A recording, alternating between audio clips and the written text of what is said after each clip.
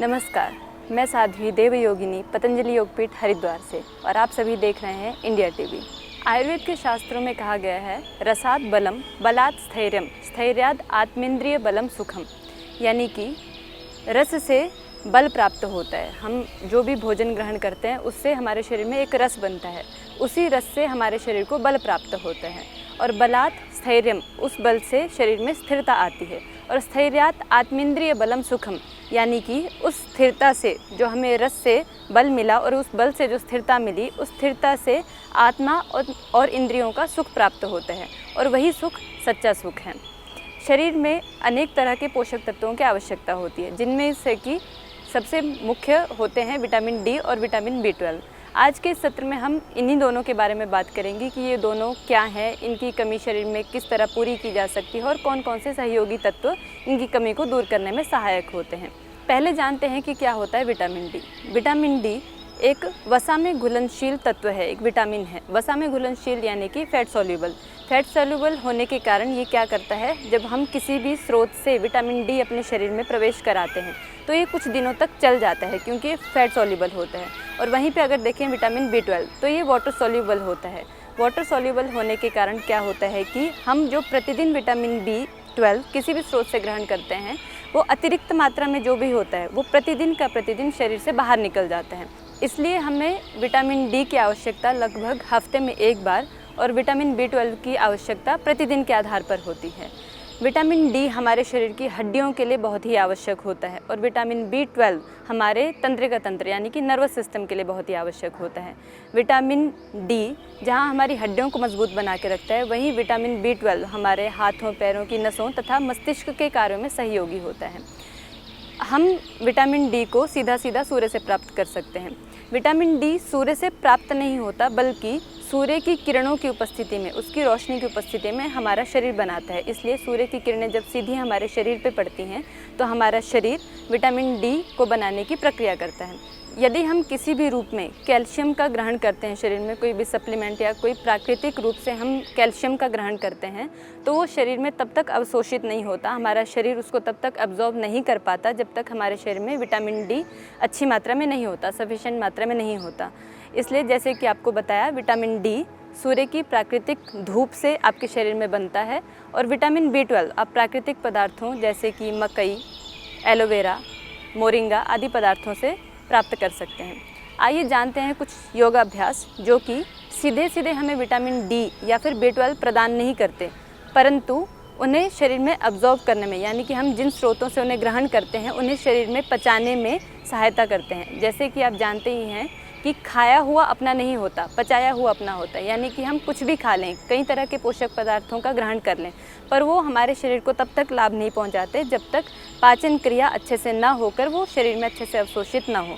तो आइए कुछ ऐसे योगाभ्यास जानेंगे जिनके माध्यम से हम अपनी पाचन क्रिया को, यानी कि अपनी गट हेल्थ को अच्छा बनाकर, अपने लीवर को अच्छा बनाकर उन पोषक पदार्थों को अच्छे से अब्जॉर्व कर सकते हैं, ताकि वे हमारे शरीर को स्वस्थ रखने में सहायता करें।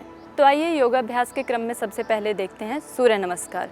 सूर्य नमस्कार हमारे संपूर्ण शरीर को फ्लेक्सिबल तो बनाता ही है, फ्लेक्सिबल बनाने के साथ साथ हमारे यह शरीर में आने वाले प्राकृतिक स्रोतों से प्राप्त पोषक पदार्थों को अब्जॉर्व करने में भी हमारी सहायता करता है, हमारे गट हेल्थ को अच्छा करता है तथा शरीर के प्रत्येक अन्य अंगों को भी स्वस्थ रखते हैं। तो आइए देखते हैं किस प्रकार करते हैं सूर्य नमस्कार का अभ्यास। सूर्य नमस्कार के अभ्यास के लिए सर्वप्रथम खड़े हो जाएंगे। इस प्रकार नमस्कार स्थिति में सबसे पहले आकर धीरे धीरे श्वास लेते हुए हाथों को इस प्रकार ऊपर लेके जाएंगे। फिर धीरे धीरे नीचे आते हुए पाद हस्तासन करके हाथों को पैरों की साइड में रख लेंगे और कोशिश करेंगे आपका नाक घुटने से टच हो। तो धीरे धीरे श्वास लेते हुए बाएं पैर को पीछे ले जाएंगे और दाहिने पैर पर पूरा बैठ जाएंगे। अगले स्टेप में दूसरे पैर को भी पीछे ले जाएंगे और पूरे पैर ज़मीन पर टिके रहेंगे। फिर धीरे धीरे नीचे जाकर हम करेंगे साष्टांग आसन। श्वास भरते हुए ऊपर उठेंगे, करेंगे भुजंगासन। भुजंगासन से वापस आते हुए फिर से पर्वतासन। ध्यान रखें आपके पूरे पैर के तलवे ज़मीन पर हों। फिर बाएं पैर को आगे लाते हुए करेंगे अश्वसंचालन आसन।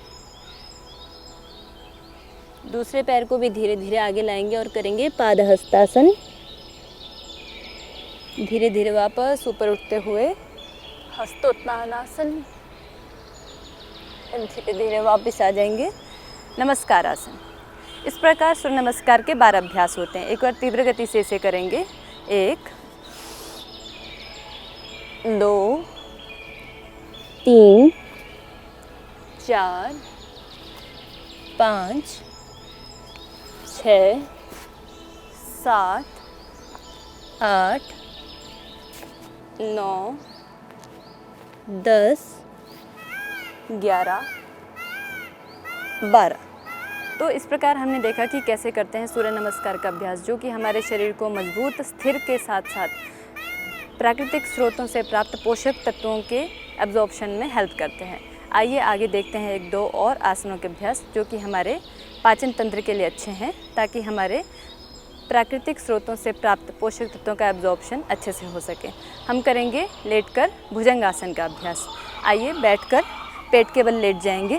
इस प्रकार वज्रासन में बैठकर दोनों हाथों को साइड में रखेंगे और धीरे धीरे पेट के बल लेट जाएंगे। भुजंगासन के 3 भाग होते हैं। भुजंगासन के अभ्यास के लिए सर्वप्रथम हम दोनों हाथों को पार्श्व भाग में रखेंगे। धीरे धीरे श्वास भरते हुए ऊपर उठेंगे। ध्यान रखें, पहले भाग में नाभि तक ही ऊपर उठना है। श्वास छोड़ते हुए धीरे धीरे नीचे, फिर ऊपर, फिर धीरे धीरे नीचे। एक बार और, वापस नीचे। भुजंगासन का अभ्यास करते हुए ये ध्यान रखें कि आपके दोनों पैर या तो समानांतर खुले हुए हों, यानी कि एक दूसरे के पैरेलल हों, या फिर दोनों आपस में मिले हों। अधिक नहीं खोलना है, अधिक सिर्फ इसके तीसरे अभ्यास में खुलते हैं। बाकी में या तो आपके शोल्डर गैप पे पैर रहेंगे या तो फिर पास में मिले हों। आगे करते हैं भुजंगासन का दूसरा अभ्यास, जिसमें कि आपको कोहनियाँ सीधी करके पूरा उठना है। इसके लिए आप दोनों हथेलियों को सामने ले आएंगे, बाईं हथेली नीचे, दाहिनी हथेली ऊपर, और श्वास भरते हुए सीधा ऊपर उठें।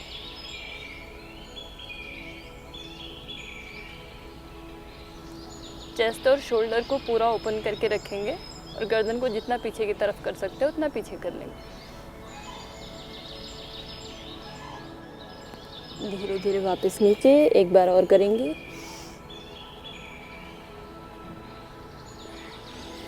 एक बार और। आइए आगे करते हैं भुजंगासन का तीसरा अभ्यास।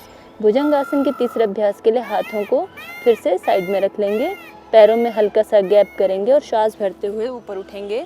दाहिनी तरफ से पीछे मुड़ते हुए देखेंगे बाएं पैर की एड़ी को। कमर को जितना ट्विस्ट कर सकते हो उतना ट्विस्ट करके रखें। यह आपकी कमर दर्द में भी लाभ करता है और साथ साथ, जैसे कि आपको बताया, विटामिन B12 और विटामिन D के एब्जॉर्प्शन के लिए बहुत ही अच्छा है, क्योंकि आपके गट इश्यूज़ को ख़त्म करके गट हेल्थ को अच्छा करता है। वापस धीरे धीरे नीचे, फिर दूसरी तरफ से उठेंगे और पीछे देखेंगे दूसरे पैर की एड़ी को। वापस नीचे।